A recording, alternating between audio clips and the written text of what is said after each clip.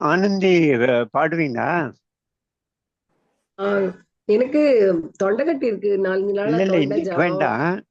கத்துட்டு அந்த இல்லை, ஆரம்ப இல்ல, பிரார்த்தனைய எங்க அம்மா பாடுற அளவெல்லாம் நான் பாட மாட்டேன். ஏதோ கொஞ்சம் ரொம்ப கீதை குறைவா அப்படியே கேக்குது. ஸ்லோக மாதிரிதான் படிப்பேன். சரி, இல்ல இல்ல, இப்போ வேண்டாம். கத்துக்கிட்டு ஓகே, பாடலாம். சரி. நீங்க ஆரம்பிங்கம்மா. वसुदेवसुतं देवं कंसचाणूरमर्दनं देवकी परमानन्दं विष्णुं वन्दे जगद्गुरुं श्रीकृष्णं वन्दे जगद्गुरुम् मूकं करोति वाचालं पङ्गुं लङ्घयते गिरिं यत्कृपा तमहो நீங்க वन्दे கேக்குறதா? இதுதான் கேக்குமா? நீங்க டைரக்டா परमानन्दमाधवम् கேட்காதா? ஐய.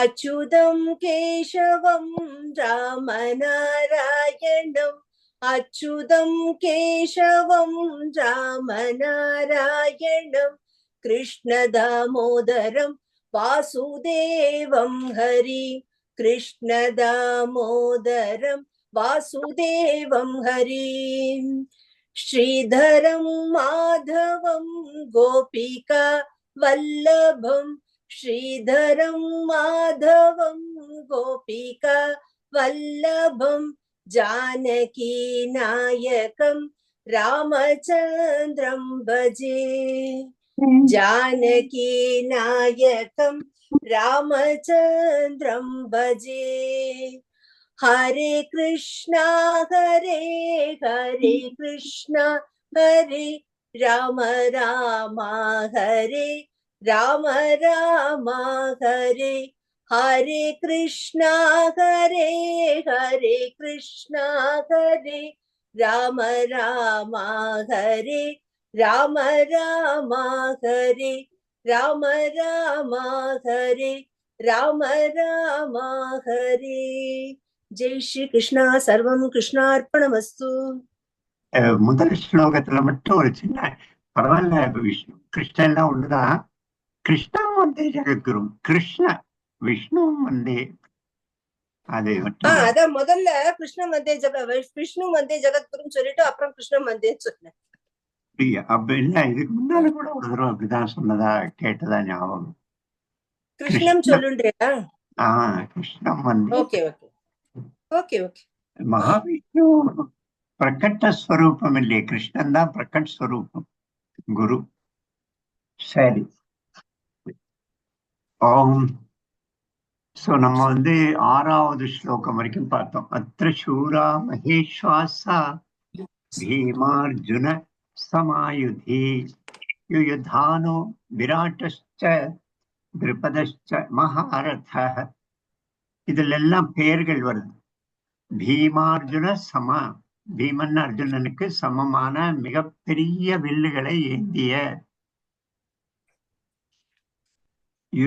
விராட்ட பர்வ ராஜா, விராட்ட ராஜா. இவங்கெல்லாம் அஜ்ஞாத்தவாசம் அங்கதான் இருந்தார் விராட்ட ராஜாவுடைய ராஜ்யத்துல. भीमार्जुन समायुध युयुधान विराटश्च द्रुपदश्च द्रुपदन महारथः धृष्टकेतुश्चेकितानः धृष्टकेतु चेकितान काशीराजश्च काशीराजन वीर्यवान पुरजित कुंती भोजन कुंती दत्त போன அந்த ராஜா. குந்தி வந்து பிருத்துக்கு பிறந்து தத்துக்கு போன அந்த குந்தி போஜன். குந்தி போஜஸ்ச புருஜித் குந்தி போஜஸ்ச புருஜித் குந்தி போஜஸ்ச சைபியஸ்ச நரபுங்கவः. சைபிய வந்து யுதிஷ்டிரனுடைய மாமனார். அதாவது எல்லோருமே திரௌபதி தவிர தனியா வேற அவரவர் ஒரு திருமணம் பண்ணியிருந்தாங்க. அதுல யுதிஷ்டிரனுடைய மாமனார்.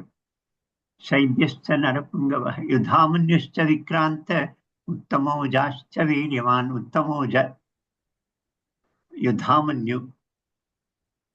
அப்புறம் कुरुचित् प्रीतिभोजश्च शैब्यश्च नरपुङ्गवः युधामन्यश्च विक्रान्त उत्तमो युधामन्यश्च विक्रान्त उत्तमोजाश्च उत्तमौजांश वीर्यवान् सौभद्रो द्रौपदेयाश्च சௌபத்ரன் சுபத்ரையுடைய மகன் திரௌபதி திருபதனுடைய திரௌபதியுடைய 5 மகன்கள் அப்படி 5 எல்லாருடைய இவர் எல்லோருமே மகாரதர்கள் அப்படிங்கிறான். மகாரதற்கு 2-3 டெபினேஷன் இருக்கு.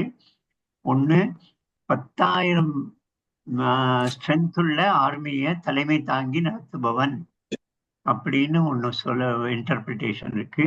2வது 10,000 பேரை எதிர்கொள்ளக்கூடிய வீரன், 10,000 எதிரிகளை ஒரே சமயத்தில் எதிர்கொள்ளக்கூடிய வீரன் மகாரதன்.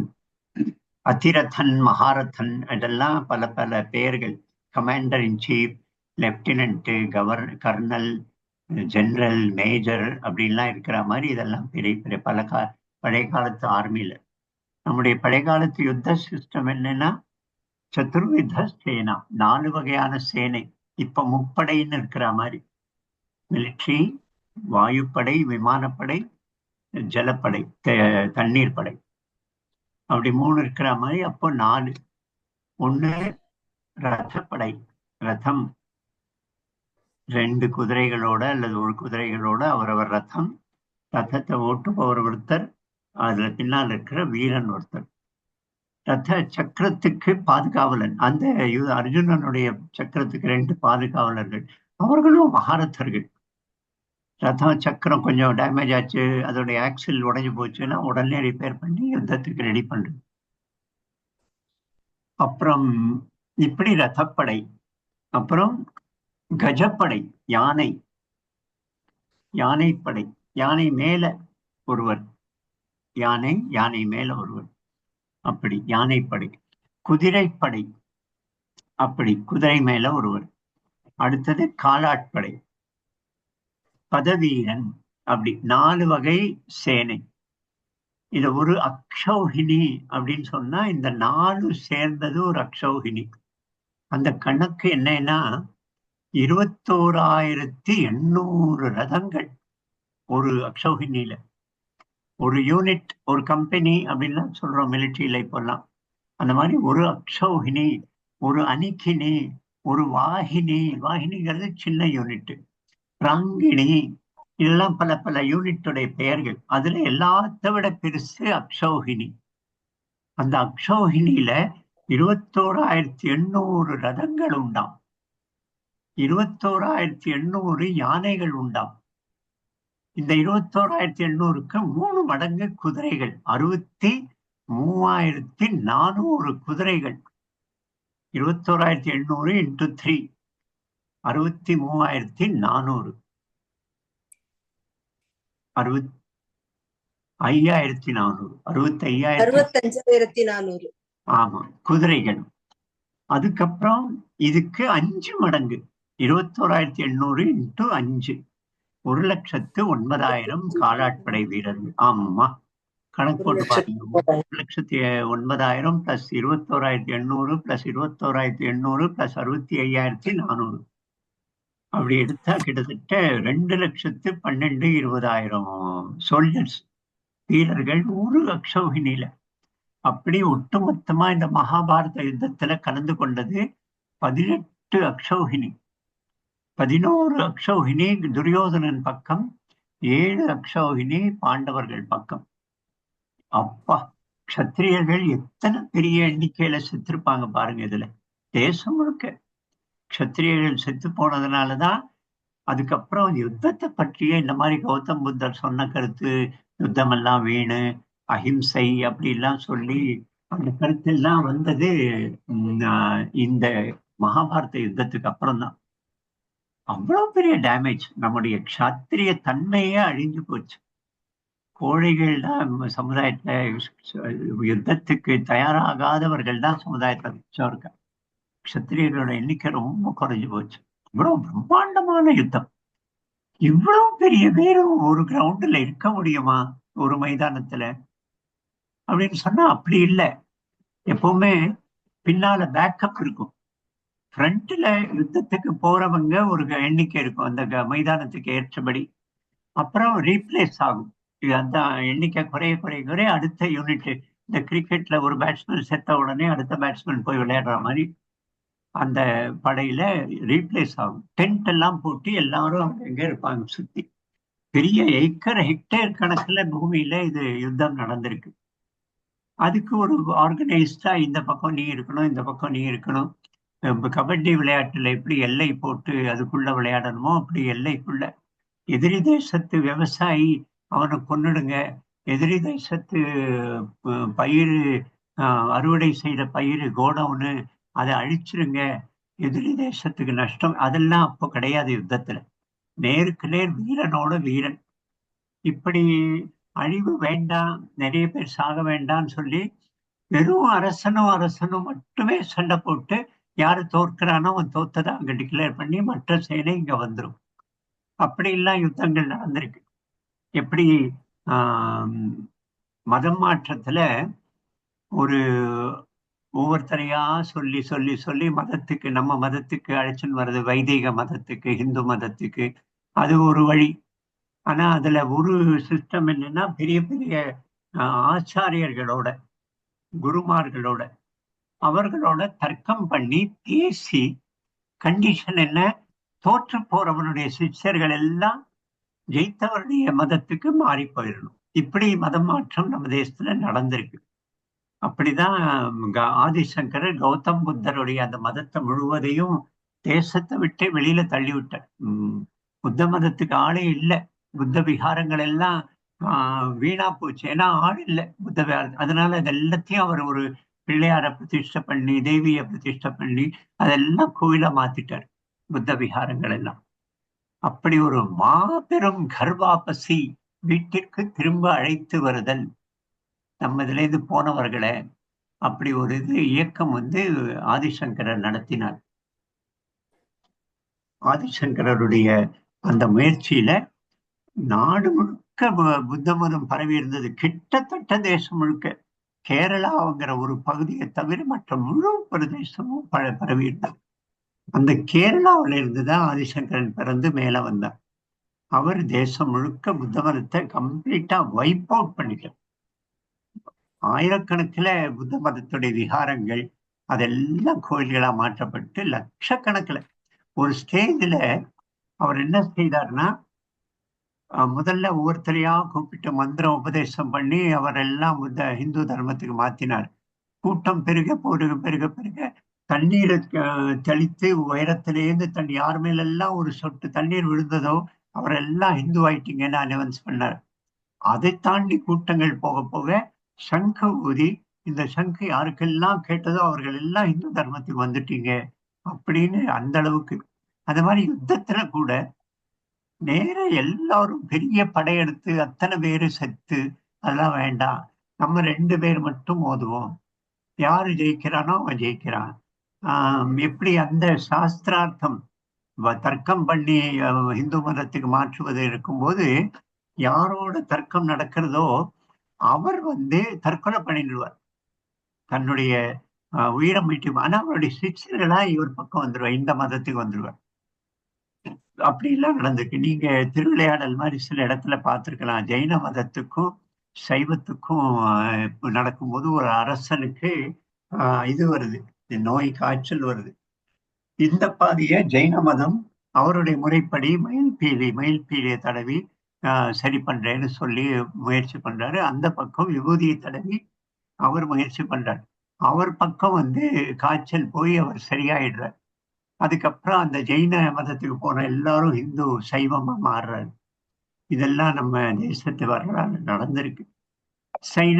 சைவ மதத்தை ஜெயின அரசன் சுண்ணாம்பு கடவுளை போட்டது, அவரை திரிசூலத்துல உட்கார வச்சது, அந்த என்ன சொல்லுவோம், அத மூலத்து மேல அந்த திரிசூலத்துடைய கூம்புல அவரை மூலத்தை செருக்கி அது மேல உட்கார வச்சு அவர் வெயிட்டால மெதுவா அந்த சூலத்துக்குள்ள இறங்குவார்.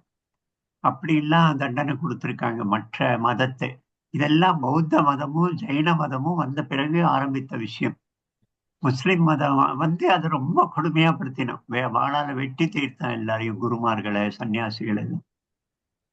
அவுரங்கசீப் இது செய்யும் போது ஒரு மனுனா 12 கிலோ. ஒரு மனு வெட்டப்பட்ட பிராமணர்களுடைய பூணூல் துலாபாரம் பண்றானா. இந்த பக்கம் இவன் அவுரங்கசீப், இந்த பக்கம் அந்த பூணூல் எல்லாம் அடுக்கி அந்த துலாபாரம் பண்றான். அப்படி எல்லாம் கொடுமைகள் பண்ணிருக்கு. இதெல்லாம் மதத்துல நடக்கிற மாதிரி போர்லயே நடந்தது. நிறைய போர்கள், அதுல பல வகை போர்கள் இருக்கு. அதுல ஒண்ணுதான் நான் சொன்னது. அந்த மாதிரி இவ்வளவு பெரிய போர் நடந்திருக்க முடியுமா அப்படின்னு நமக்கு சந்தேகம் வரும். இதுக்கு இடம் எங்க இருந்திருக்கும் அப்படின்னு. இப்போ பிரயாக்ராஜ்ல பாருங்க, அந்த மொத்த நகரமே 24 லட்சம் ஜனத்தொகை உள்ள நகரம். ஆனா அந்த இடத்துல 40 நாள்ல 66 கோடி 30 லட்சம் பேர் வந்துட்டு போயிருக்காங்க. சராசரியா ஒரு நாளைக்கு 1 கோடி பேர். அத்தனை பேருக்கும் எப்படி இடம் இருந்ததுன்னு கேட்கலாம். ஆனா 1.5 கோடி ஒரு நாளைக்கு சராசரியா. ஆமா, 1.5 கோடி. அப்படி இடம் எப்படி இருந்திருக்கும்னு சில ரொம்ப சயின்டிபிக்கா கேட்கிறவங்க இருக்காங்க. பட் நடந்தது, அது உண்மை. அது அவருடைய ஏற்பாடு இருந்தது, அவ்வளவெல்லாம் செஞ்சார்.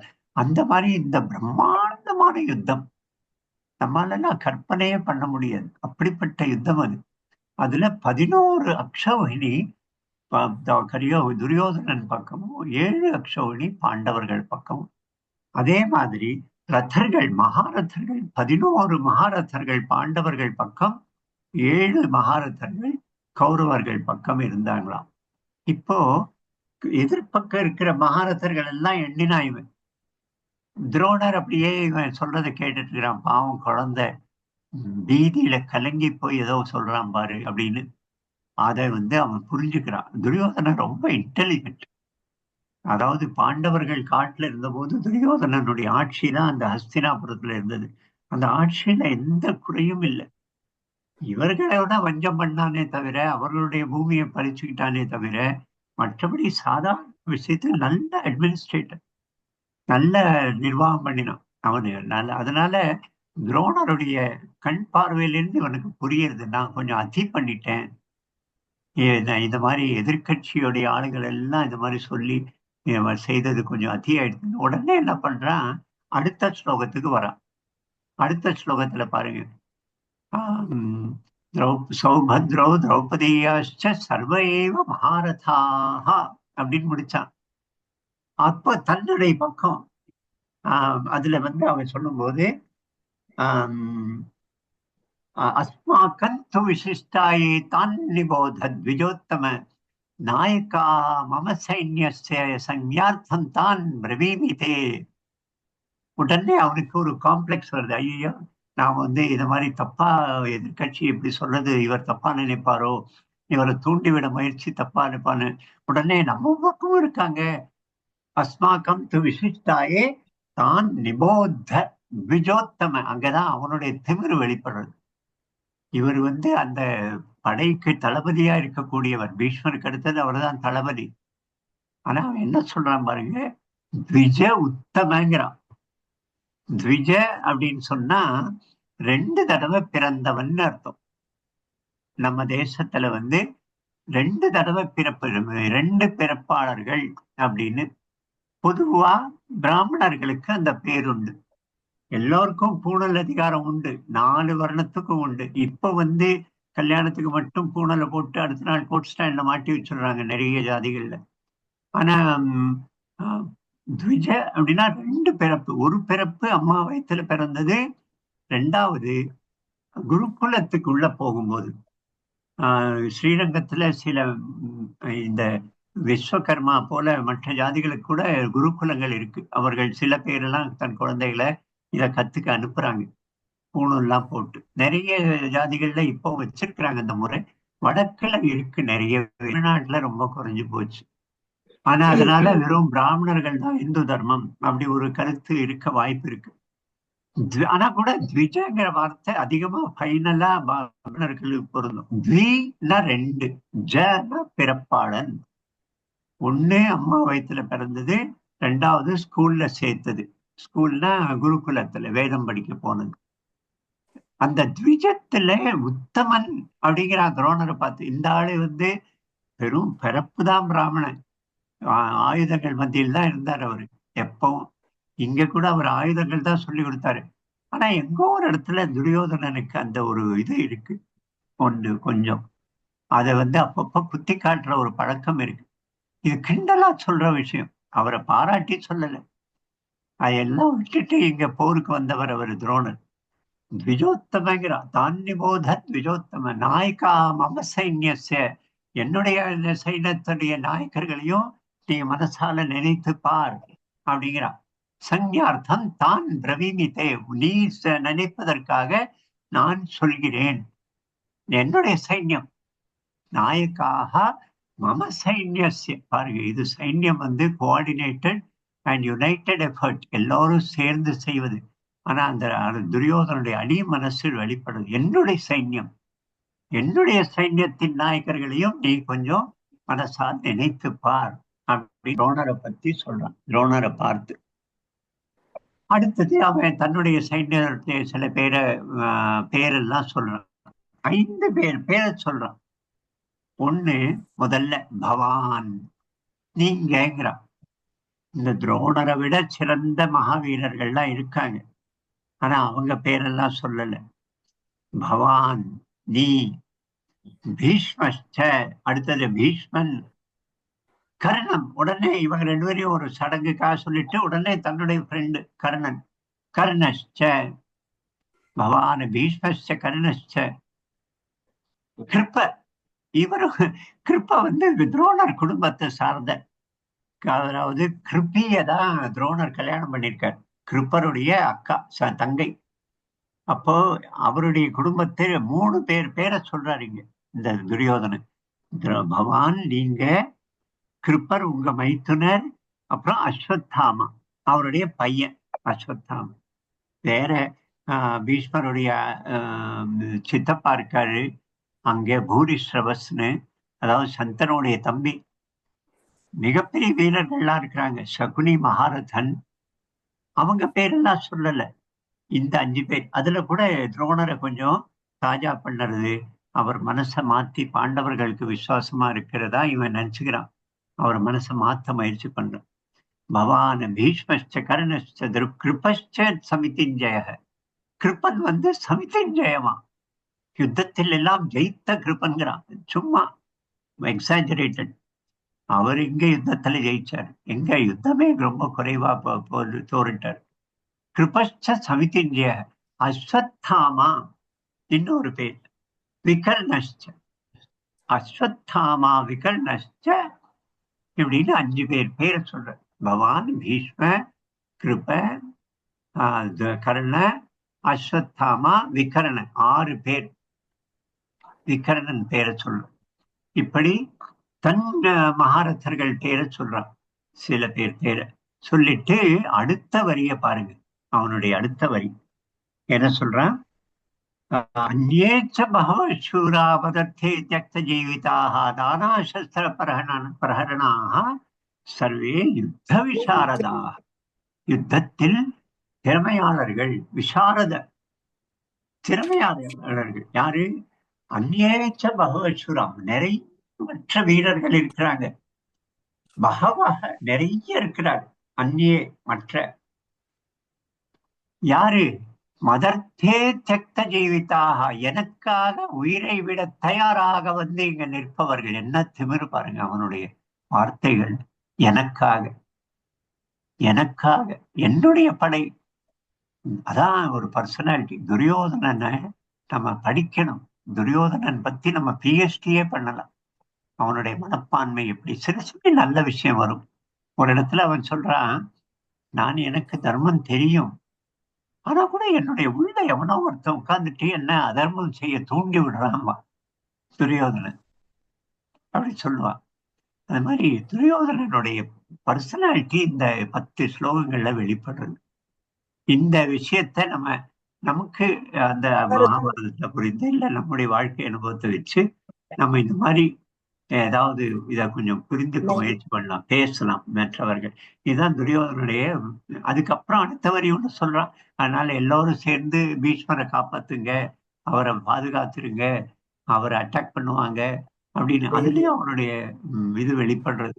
அவனுடைய குழந்தைத்தனம், பயம், குழப்பம், அதே சமயத்துல ஒரு ஒரு திமிரு எல்லாம் மிக்ஸ் ஆகி வெளிப்படுறது. சரி, இங்க இந்த ஸ்லோகங்களை பத்தி, துரியோதனனை பத்தி, பொதுவா அவனுடைய டயலாக்ஸ், அவன் சபையில பேசியது, அது மாதிரி நம்ம இது சொல்லலாம், பேசலாம் இந்த விஷயங்கள். 10 நிமிஷத்துல முடியறதுன்னு நோட்டீஸ் கொடுக்குது. எப்பவுமே ஒரு கேள்வி வரும், இது பாரதம் மட்டுமா இல்ல தேசம் இருக்க வேர்ல்டு அப்படிங்கிற? தமிழ்நாட்டில இருந்து பாண்டியன் போயிருக்கிறான் சண்டைக்கு. இப்போ வேர்ல்டு நம்ம இங்கெல்லாம் வந்திருக்கோம் தெரியல. பட் பாரதத்துல இருந்து எல்லா பக்கம், சிந்துல இருந்து அங்கே கோட பிரதேசம், வங்காளத்துல இருந்து, தெற்குல இருந்து எல்லாம் வந்திருக்காங்க. குருச்சர்ல இருந்து வந்திருக்காங்க, குஜராத்ல இருந்து அரசர்களும் வீரர்களும். 56 ராஜ்யங்கள் இருந்ததா நம்ம தேசத்துல. 56 ராஜ்யங்கள். சர்தார் பட்டேல் இதெல்லாம் இணைச்ச போது 500 சொச்சம் ஸ்டேட்ஸ் இணைச்சார் அவர், ராஜ்யங்களை பாரதத்தோட. 500 சொச்சம் ராஜ்யங்கள்.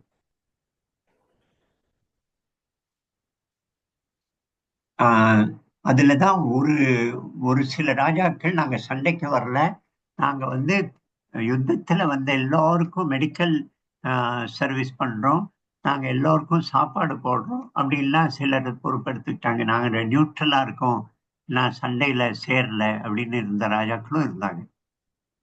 அது ஒரு வித்தியாசமான ஒரு யுத்தம். அது மகாபாரதம் படிக்க வேண்டிய ஒரு, நம்ம தேச வரலாறுல பெரிய ஒரு டர்னிங் பாயிண்ட் மகாபாரதம்.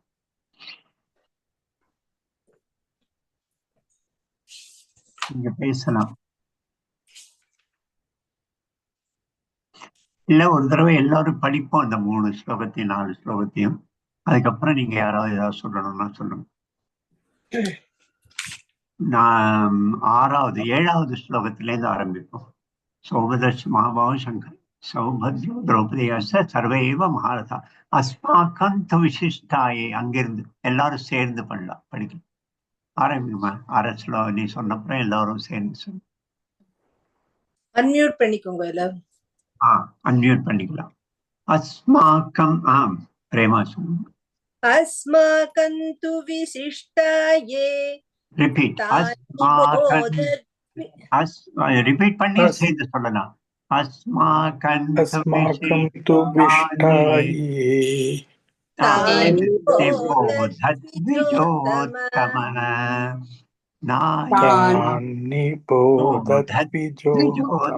சரி, நீங்க சொல்றோம்.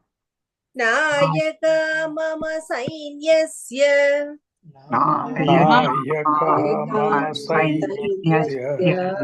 சைன்யார்த்தம் தான் பிரவீமி தே.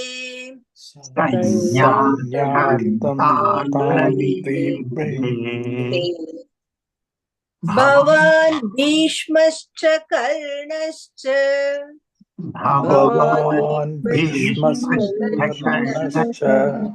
கிருபஸ்ச சமிதிஞ்சயः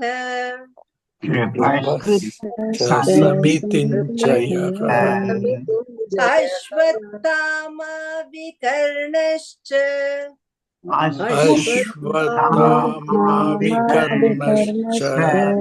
சௌமதஸ்ததைவ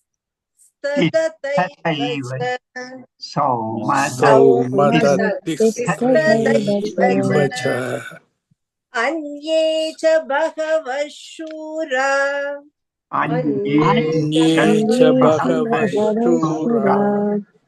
மதர்த்தே த்யக்த ஜீவிதாः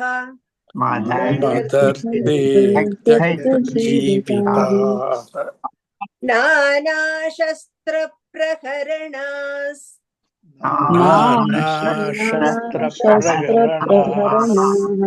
சர்வே யுத்த விஷாரதாः सर्वे युद्धविशारदाः நானா சஸ்திர பிரகரணாக, பல பல பல வகையான சஸ்திரங்களை தாங்கியவர்கள்.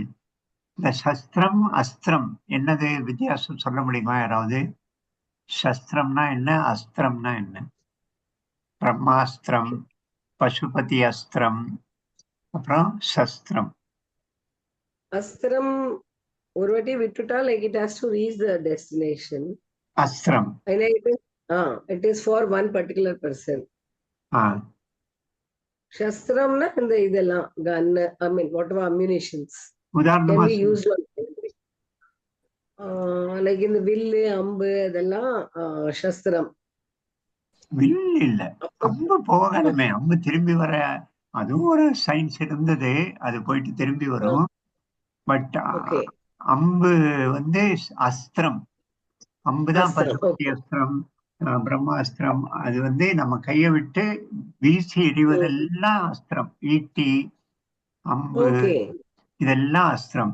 இதெல்லாம் கையிலேயே வச்சுட்டு சண்டை போடுறோமோ, கதை, வாளு, அப்புறம் இந்த மாதிரி இதெல்லாம் கையிலேயே இருப்பதெல்லாம் சஸ்திரம். மிசைல் எல்லாம் அஸ்திரம். கையில இருக்கிற துப்பாக்கி, AK-47 இதெல்லாம் சஸ்திரம், கையிலேயே இருக்கு. சரி சரி, இதுல சொல்லுமா. நானா சஸ்திர பிரகரணாக, பல பல வகையான சஸ்திரங்களை கையிலேந்தி யுத்த விசாரத, எல்லாரும் நிபுணர்கள் யுத்தத்துல. ஹிந்தியில விசாரது இருக்கிற மாதிரி, விசாரத்னா எக்ஸ்பர்ட், பண்டித். யுத்த விசாரதா. இதுல பிலாசபியா பேசுறது ஒண்ணும் இல்லை. ஆனால் நம்ம 2வது அத்தியாயத்துல இருந்தா நம்ம எல்லாரும் பங்கெடுக்கிற விஷயங்கள் வரும், நம்ம டைரக்டா லைஃப்ல அனுபவிக்கிற விஷயங்கள். இதெல்லாம் வெறும் பெயர்கள், சம்பவங்கள். முதல் அத்தியாயம் முழுக்கவே கொஞ்சம் அர்ஜுனன் புலம்பல்ல சில விஷயம் டிஸ்கஸ் பண்ணலாம், இப்படி அல்லது புலம்பலுடைய வர்ணனையை கேட்கும்போது. சரி, முடிப்போம், பின்ன நாளைக்கு சந்திப்போம். வெள்ளி மட்டும், சனி ஞாயிறு கிடையாது. எல்லாருக்கும் நான் அனௌன்ஸ் பண்ணிடுறேன். சனி ஞாயிறு இல்லை, வெள்ளிக்கிழமை வரும், திங்கட்கிழமை.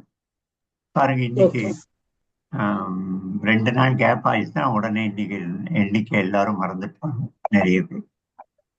சரி, இன்னைக்கு திங்கட்கிழமை இல்லையா? இல்ல, லைக் டுடே இஸ் ஈத், இல்ல எல்லாரும் வெளியில போயிருப்பாங்க. இன்னைக்கு லீவா? அது ஆபீஸ் லீவ், லாங் வீக்கெண்ட். अच्छा अच्छा, ठीक है, सही। ओम योगेशं सच्चिदानन्दो वासुदेवो व्रजप्रियं धर्म संस्थापकौ वीरं कृष्णौ वन्दे जगद्गुरुं श्रीकृष्णौ वन्दे जगद्गुरुं। जय श्री कृष्ण। सर्वं कृष्णार्पणमस्तु।